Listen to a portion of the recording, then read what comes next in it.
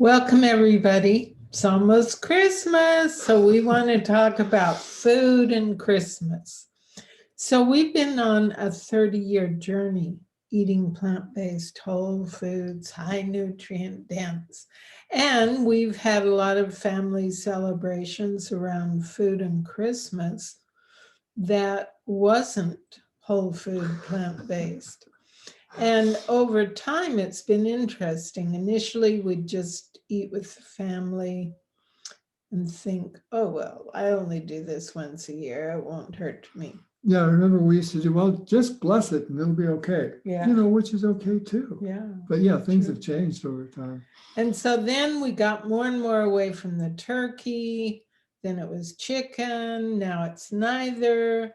And it was a gradual evolution that came from really getting present with how we felt after we ate that other way of eating that included so much animal and so much dairy and butter and milk and da da da. So we encourage you to do the same.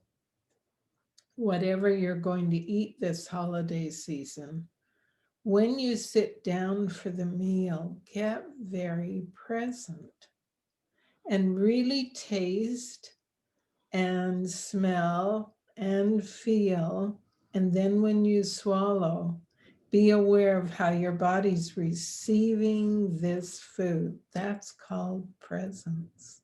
And I think another element that you usually share with people about eating with presence is love it. Yeah.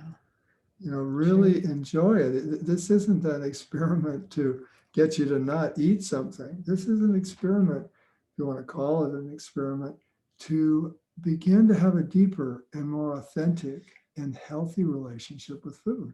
Yeah, exactly.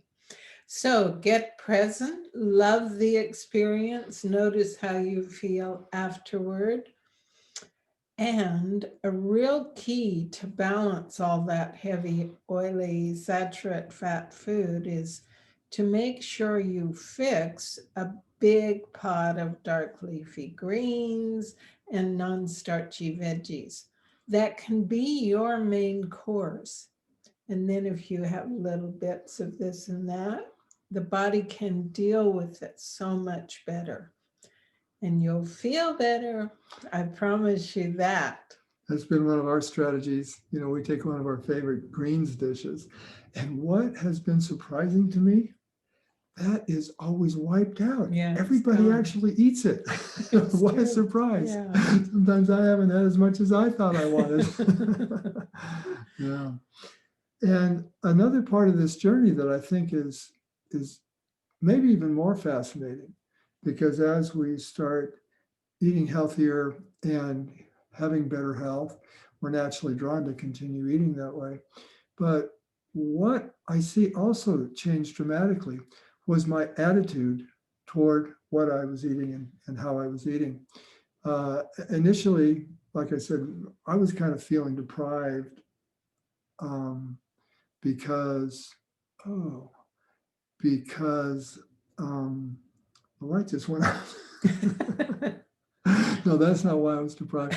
I was feeling deprived because I had all these associations with this food and the fun and the experience, which was kind of an experience from here up. It was all about the taste and the memory. Yeah, tying it to the memory. Yeah, and the fun of what was all that was going on. And what I began to see is how I was kind of torn within, because I had set up this condition where it was right to eat this way, whole food, plant-based, high nutrient dense, and it was wrong to eat the other way. So there's like inner tension about that. Yeah.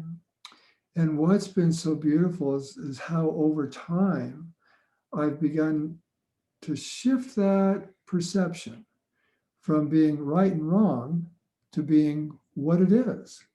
And it's not wrong to eat all those rich foods. It does have consequences, but it's not wrong.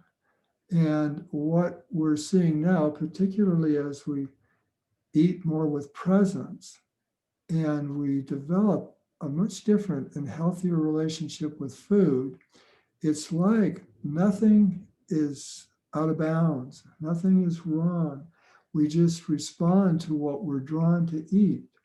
Because when we have a healthy relationship with food, which naturally develops as we get present with our food, we are drawn to what nourishes us and we're not drawn to what isn't.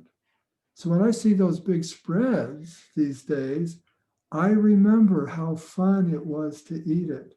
And I do not feel any draw to eat it. I'm completely free. So this is another kind of key, is to look at how you relate to food. Are there a lot of shoulds around what you're eating?